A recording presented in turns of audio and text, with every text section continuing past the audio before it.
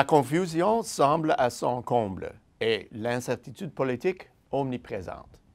Après une longue série d'événements naturels perturbateurs, la saison des ouragans de cette année dans la région mi-atlantique a causé des dévastations aux proportions bibliques. Dans le paysage économique, des ventes soufflent aussi sous la forme de faiblesses structurelles, un état plus ou moins permanent hérité de la grande récession et de la croissance languissante qui l'accompagne et que les populations inquiètes un peu partout sur la planète ne connaissent que trop bien. Pour ne rien arranger, un nombre croissant d'économistes croient que nous sommes au bord de la récession. Si notre situation est aussi précaire, comment alors imaginer que l'heure des décisions est sonnée? Les économistes sont persuadés qu'il est maintenant temps pour les décideurs d'agir. Ils font de la myriade de difficultés structurelles annuelles et des moyens pour y remédier les grands thèmes de leur conférence, les mesures pour assainir le secteur bancaire, les correctifs à apporter aux politiques budgétaires, l'approche à privilégier pour éliminer les extraordinaires mesures de relance monétaire, la manière d'évaluer et de contrer les effets économiques du changement climatique et enfin, la façon de rendre la croissance plus inclusive. Toutes ces problématiques sont fondamentales et pertinentes et les propositions pour les résoudre intéressantes et nobles. Cependant, elles semblent toutes fondées sur le même paradigme. Le long intervalle de croissance déprimée est et sera notre perpétuelle nouvelle réalité, à moins d'un changement inspiré et original sur le plan des politiques. Les gens ordinaires sont fatigués d'attendre que tout se règle d'un coup de baguette magique. Or, une solution semble se trouver à portée de la main. Pas une solution toute faite en matière de politique. Elle se présente plutôt sous la forme d'une réalité économique oubliée ou considérée comme inopérante, le cycle économique. Malgré son caractère permanent apparent, la lente croissance de l'après-récession a été précédée par tous les éléments habituels du cycle économique naturel, la reprise, la phase de croissance, le pic d'activité, puis la récession. La frustration des analystes s'explique par l'absence aujourd'hui d'une véritable reprise, qui n'est pas vraiment absente, mais seulement retardée. Pourquoi? Vraisemblablement, parce que la mondialisation a prolongé le cycle économique. La dernière fois, elle a tout amplifié. La durée, le pic et manifestement la contraction de l'activité. Elle a par le fait même prolongé la reprise. Si c'est le cas, la récession ne sera pas la prochaine phase du cycle, loin de là, mais plutôt une véritable reprise. Si cette phase va s'amorcer, on devrait en détecter les signes.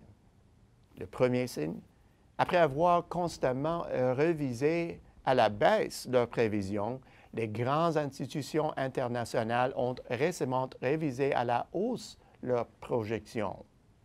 La deuxième évolution, l'inclusion de travailleurs, notamment ceux de la génération du millénaire, qui avaient dernièrement fait les frais de l'atonie de la croissance mondiale. Le troisième développement, l'amélioration sensible des principaux indicateurs avancés. Enfin, le quatrième élément tout à fait primordial, la présence d'une demande comprimée du côté des consommateurs, une demande qui avait souffert de l'attitude prudente adoptée après la crise, et du côté des entreprises, où l'investissement est en panne depuis une décennie. À la lumière de ces développements et d'autres évolutions, EDC fait à nouveau montre d'optimisme dans sa plus récente édition des perspectives économiques mondiales. Selon nous, l'économie américaine sera la plus dynamique et devrait afficher une croissance de 2,7 en 2018, après un essor de 2,2 cette année. Pour sa part, l'Union européenne devrait maintenir une croissance supérieure à son potentiel à long terme qui se chiffrera à 2,2 cette année et à 1,9 en 2018, un élan qui, du reste, risque de s'accélérer. De plus en plus, on attend à ce que la croissance des marchés développés gagne le monde émergent, où on distingue déjà des premiers signes d'une embellie. D'après nous, la croissance des marchés émergents atteindra 4,7 en 2017 et grimpera à 4,9 l'an prochain. Fait digne de mention, l'Inde dominera le classement au chapitre de la croissance. Ce dynamisme accru a généralement favorisé les perspectives pour les diverses industries. Dans le secteur des produits de base, éprouvé par le plongeon des cours à la mi-2014, le renforcement de la croissance n'a pas seulement permis de consolider les cœurs, mais il a aussi donné une impulsion bien nécessaire. De même, la relance de l'investissement ne profitera pas uniquement au secteur de la construction, mais également à celui de la machinerie et de l'équipement. Quant à l'industrie automobile, déjà en plein essor, elle devrait continuer sur sa lancée. L'accélération de la croissance mondiale a entraîné un autre changement déterminant, le relèvement des taux d'intérêt.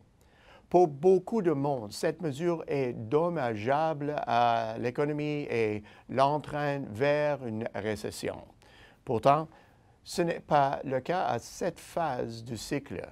À vrai dire, les hausses de taux ont pour but d'assurer une expansion ordonnée de l'activité. Et à ce titre, ils constituent l'un des signes les plus clairs d'une véritable reprise. Au bout du compte, si la véritable reprise se confirme, l'heure des décisions a alors sonné. Après une longue accalmie, l'heure est venue de faire de nouveaux investissements clés, de faire cette incursion sur un nouveau marché étranger, d'obtenir le financement voulu avant une nouvelle augmentation des taux et de passer à l'action avant que les autres n'emboîtent le pas. À la semaine prochaine, c'est Peter Hall.